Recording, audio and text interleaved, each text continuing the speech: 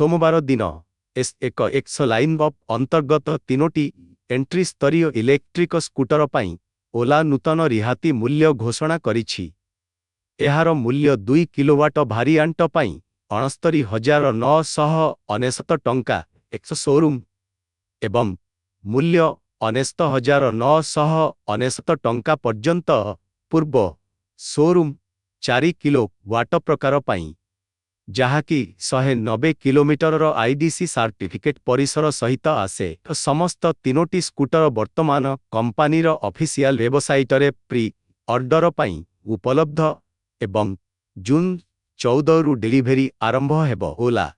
S1 scooter 3 kilowatt हाउर एवं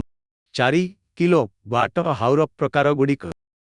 90 kilometre प्रति घंटार speed प्रदान करुथिबा बेले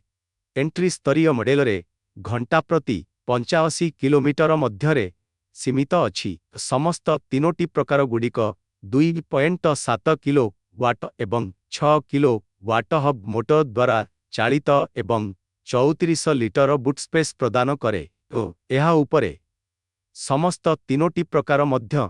4.3 inch segmented LCD screen LED head एवं टेल लैंप सहित आसी थाए एवं एहा मध्य एक फिजिकल चाबी को समर्थन करिबा पाई ओला ठारू ईवीर प्रथम सेट को ओला 8 वर्ष किंबा 80,000 किलोमीटर पर्यंत बैटरी वारंटी मध्य प्रदान करुछि। डिजाइन दृष्टिरु ओला S1 सीरीज कंपानीर अन्य वैद्युतिक स्कूटर परी देखा जाए एवं एही नूतन मॉडल गुड़िक रेड वेलोसिटी, मिडनाइट, भोग, स्टेलार एवं अन्यान्य 7टी रंग विकल्प रे उपलब्ध और समस्त 3टी प्रकार विभिन्न माइलेज सहित इको, नॉर्मल एवं स्पोर्ट्स मोड प्रदान करे ओ S1 2 kWh एवं 3 kWh प्रकार गुड़िक एक पोर्टेबल 500 वाटर चार्जर सहित आसुथिबा बेले 4 kWh मॉडल एक द्रुत 750W चार्जर प्रदान करिथाए। स्टील चक गुड़िक सहित टेलीस्कोपिंग सस्पेंशन सहित एक ट्यूबुलर एवं seat metallic frame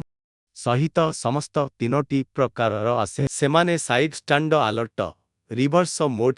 OTA update, रक्षणाबेक्षण एवं क्रूज कंट्रोल भली स्मार्ट फीचर्स मध्य प्रदान करंती एवं एही स्कूटर गुड़िकु ओला इलेक्ट्रिक आप माध्यम रे मध्य नियंत्रण